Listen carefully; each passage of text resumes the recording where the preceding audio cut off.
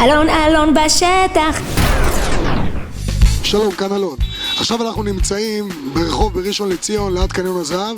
אנחנו יוצאים לבדוק כמה אנשים יודעים מה זה גלגפן, מה זה המקומון הזה גלגפן, לשאול אותם, לבדוק באמת איפה המדורים, איפה הדברים החזקים בגלגפן, נבדוק ובואו נראה מה יצא לנו מזה. בואו, עיתון גלגפן, אתה מכיר? כן, בטח, מה זה, אנחנו גם מפרסמים אצלכם.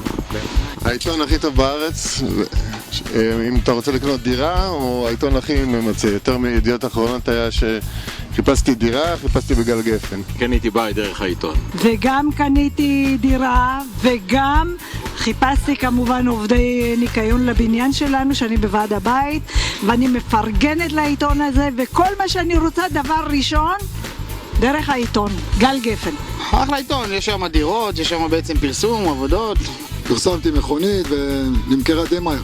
ומצאתי דירה להשכרה בגלגפן.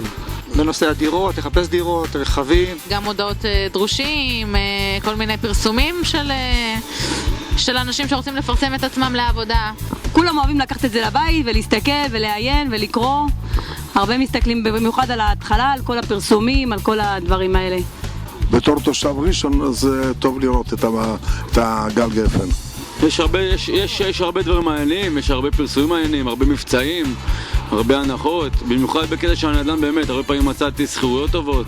עיתון מעניין מאוד, יש מה לקרוא. הכתבות, יש כתבות לא רעות. כתבות, רכילות, פרסומות, אוכל, אסטרולוגיה. כן, אסטרולוגיה מאוד מעניינת אותי.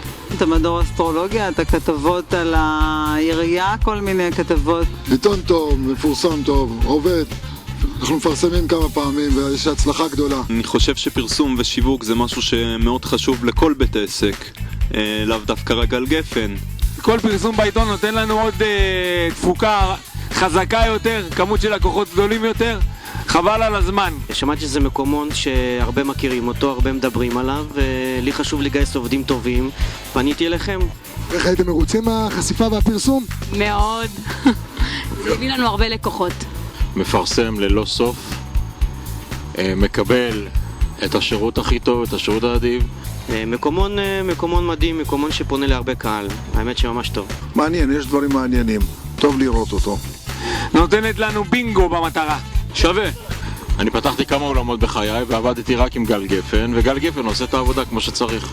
ואני רוצה להגיד באמת ובתמים שאין על גלגפן. אלון אלון בשטח.